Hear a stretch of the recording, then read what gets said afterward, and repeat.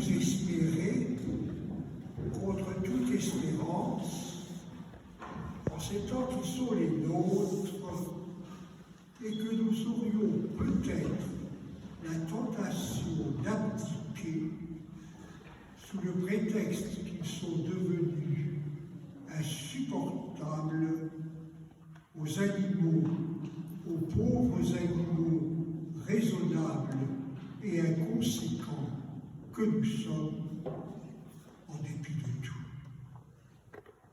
Ma réponse est positive.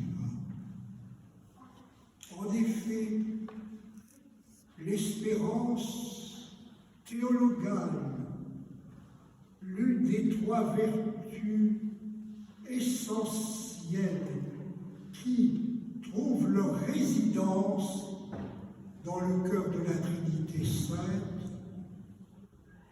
ne peut être ignorée, malmenée, renoncée, si nous savons lui donner la place qui lui revient dans le dispositif biblique, théologique, spirituel d'un chrétien.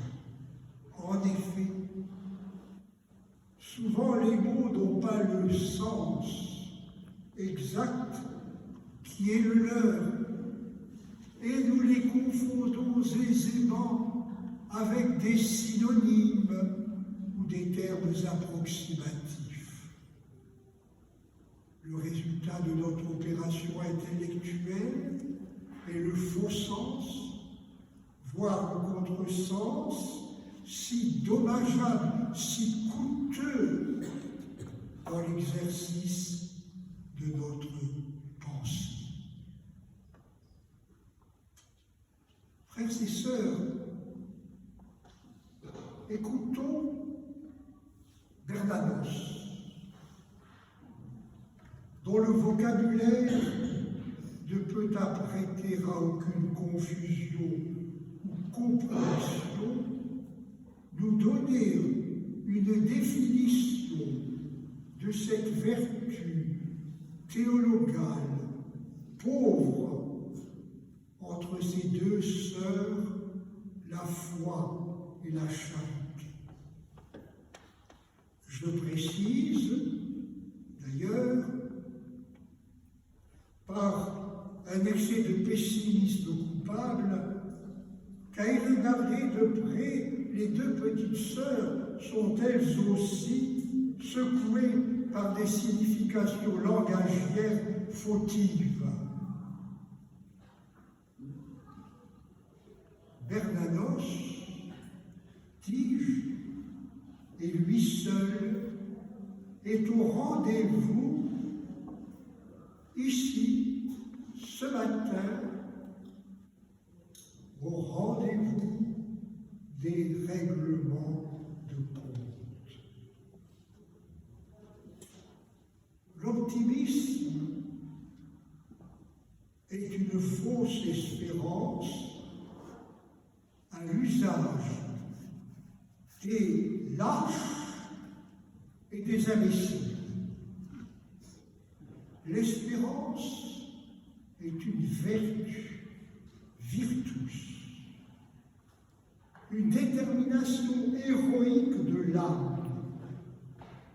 La plus haute forme de l'espérance, c'est le désespoir surmonté. Fin de citation. Et demande d'excuses ou de pardon pour les deux qualificatifs lâches et imbéciles. Mais il fallait les maintenir pour que la violence verbale et la foi indomptable de Georges Bernanos ne perdent pas de leur force propre aux prophètes de Dieu, aux prophètes de tout l'Ancien Testament. Car tel était l'homme, un inspiré de la grâce divine et un fou de Dieu, du Dieu de Jésus-Christ. Sachons d'ailleurs que cette inspiration et cette folie, il les mettait de rechef en action lorsqu'il fallait vitupérer ou dénoncer les faiblesses du clergé de son temps, de tous les temps, hélas. Le désespoir surmonté, où allons-nous découvrir les moyens ou les raisons de ce combat incessant entre le péché et la grâce, injonction en toutes lettres inscrites dans la grâce de notre baptême? Oui, frères et sœurs, il faut que nous menions le combat contre nous-mêmes, contre les forces du mal, au nom du Christ, le Seigneur Jésus. Mais voici qu'une Samaritaine vole à notre secours dans ce désir en elle, comme en vous et en moi, d'appréhender la vérité et de s'abreuver à la source d'eau vive. Donne-moi de cette eau, celle dont parle le Christ Jésus.